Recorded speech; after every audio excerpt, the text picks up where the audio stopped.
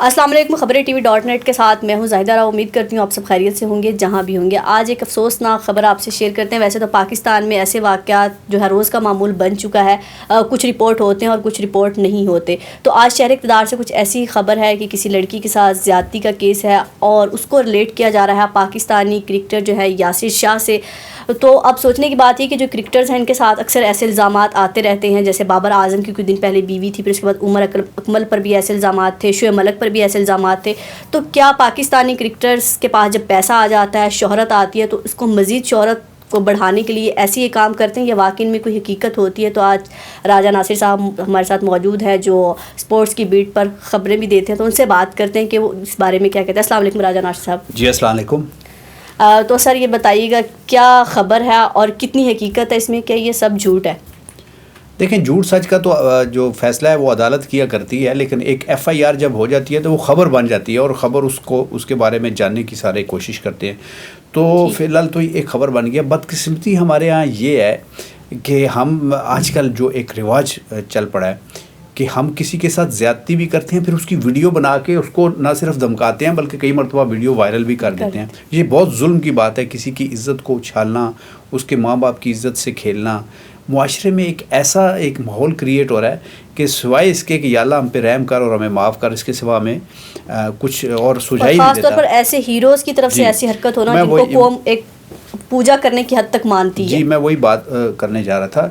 اور دوسری بات یہ ہے کہ ہمارے جو ہیرو، جو رول ماڈل ہوتے ہیں ہماری یوتھ کے، مطلب بہت سارے لوگ بننا چاہتے ہیں کہ وہ کہتے ہیں جی ہم عمران خان بننا چاہتے ہیں، کوئی کہتا ہے وسیم اکرم بننا چاہتے ہیں، کوئی کہتا ہے وقار یونس، کوئی کہتا ہے جی بابر اعظم بننا چاہتے ہیں، اور کوئی کہتا ہے میں یاسر شاہ بننا چاہتا ہوں. اور جو یاسر شاہ یہ کوئی معمولی نوعیت کا بالر نہیں ہے. یہ دنیا میں اس کی بہت تعریف کی. شین وارن جیسے بالر نے اس کو باکمال بالر قرار دیا ہے. وہ اور بات ہے کہ اب ان کی جگہ نہیں بن رہی، بٹ یہ ایک بہت ہیرو نما اور بہت اچھے بالر تھے.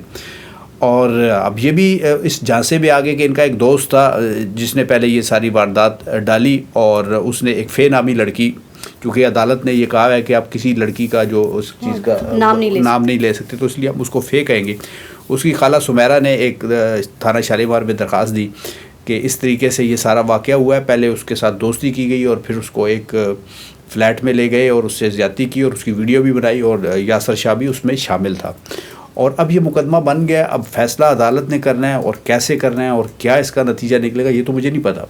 لیکن ایک 14 سالہ لڑکی کا یہ کہہ دینا، یہ ہمارے معاشرے پہ ایک ایسی سیاہی مل دی ہے اس بچی نے جو روز ہی ہوتی ہے. لیکن ایک ہیرو کے نام بھی اب یہ خبریں خالی ہمارے پاکستان میں نہیں رہیں گی، یہ ساری دنیا میں جہاں جہاں کرکٹ کھیلی اور جانی جاتی ہے وہاں جائیں گی. اور خاص طور پہ انڈیا اس خبر کو لے کے وہ کھلواڑ کرے گا ہمارے معاشرے کے اوپر، ہمارے پاکستان کے اوپر، ہمارے سارے کھلاڑیوں کے اوپر، اور پھر ہم کہاں منہ چھپاتے پھریں گے. یہ بہت افسوسناک خبر ہے. اور یہ بھی بتایا جا رہا ہے کہ یاسر شاہ نے اس کو کوئی لالچ بھی دیا کہ اگر آپ نے یہ میری بات باہر بات کی یا وائرل کی تو میں پولیس تک پہنچ جاؤں گا، میری پہنچ بہت ہے. یہ بھی دھمکی دی گئی اس بچی کو. اور اس کو یہ بھی کہا کہ میں تمہیں فلیٹ بھی لے دوں گا، تم چھوڑو اب یہ جو ہو گیا سو گیا.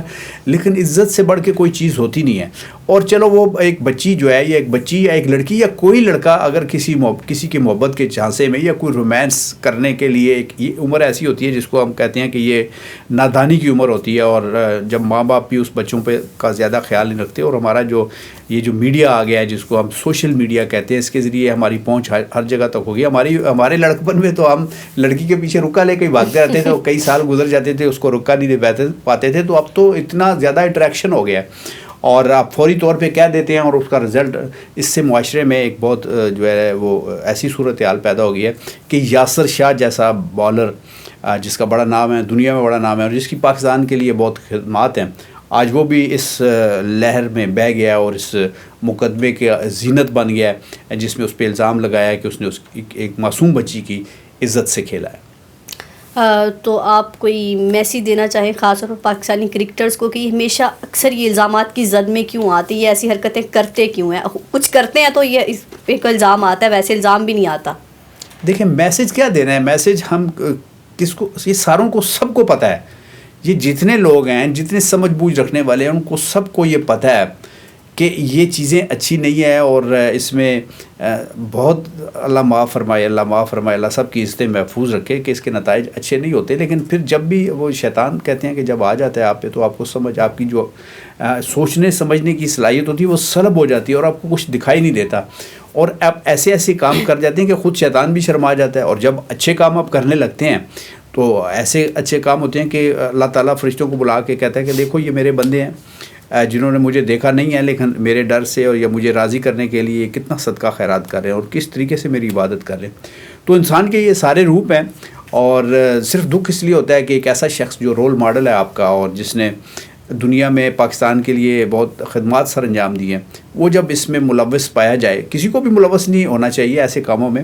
جب ایسا شخص ملوث ہوتا ہے تو بہت دکھ ہوتا ہے، بہت تکلیف ہوتی ہے، اور پاکستان کا جو جس نے نام اونچا کیا ہوتا ہے وہ اسی نام کو نیچے کرنے میں اور گہرائی میں پھینکنے کے مترادف ہوتا ہے. اللہ تعالیٰ رحم فرمایا. تو ناظرین، ناصر راجہ سے ہم نے جانا کہ یاسر شاہ پر جو الزام آیا ہے اس میں کتنی سچائی ہے وہ تو اب عدالت ہی فیصلہ کرے گی، لیکن اب یہ قانون کے شکنجے میں آئے گا بھی یا نہیں، یا پھر یہاں پھر پاکستان میں جیسے کہا جاتا ہے کہ جس کے پاس پیسہ ہو اس کو قانون بھی ہاتھ میں نہیں لیتا. اچھا زیادہ ایک منٹ آپ اس پروگرام کو ختم کریں. میں کہتا ہوں ہم نے یاسر کا بھی نام لے لیا، اس لڑکی کا بھی نام لے لیا فیس کے اس سے سیگا سے، لیکن جو اصل اس میں کہتے ہیں نا جو کلپریٹ ہے جو ایف آئی آر میں، وہ فرحان نامی ایک لڑکا ہے جس نے پہلے یہ ساری شروعات کی. تو ہم اس کا نام بھی آنا چاہیے. ویسے تو کسی کا نام نہیں آنا چاہیے، سب سے غلطی ہو جاتی ہے، لیکن ہم اگر ان دونوں کا لے رہے ہیں تو اس کا نام بھی لینا چاہیے، جس نے یہ سارا کھیل رچایا، جس نے یہ سب کچھ پلان کیا، اور جس نے یاسر شاہ کے سر پہ عموماً ہوتا ہے نا کہ کوئی بندہ کہتا ہے یار میرے ساتھ یہ یاسر شاہ ایک بڑی شخصیت ہے، ایک بڑا کریکٹر ہے، اس کو لالچ دیا، تو اس نے اس کو یوز پہلے یاسر شاہ کو یوز کیا اس لڑکی کے لیے، اور پھر اس لڑکی کی عزت کو خراب کیا اس یاسر شاہ کے نام پہ، اور اس کو دھمکی دی یاسر شاہ کے نام پہ کہ اس کی بڑی واقفیت ہے، پولیس والے جانتے ہیں، گلی کا بچہ جانتا ہے، حکومت والے جانتے ہیں، حکمران جانتے ہیں. تو کہیں نہ کہیں ایسی گوٹی فٹ ہو جائے گی کہ لوگ کہیں گے یار چلو جانے دو اس کو، یا اس کی کوئی سائڈ لے لیں گے.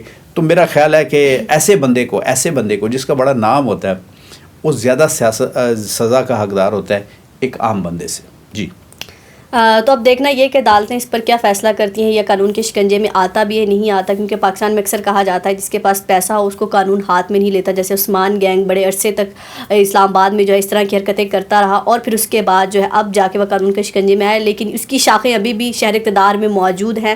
لیکن بدقسمتی سے ہمارا یہ المیہ بن چکا ہے. کبھی ہم 7 سال کی بچی کے ساتھ زیادتی کا واقعہ سنتے ہیں، کبھی ہم قبر میں عورت کے ساتھ زیادتی کا واقعہ سنتے ہیں.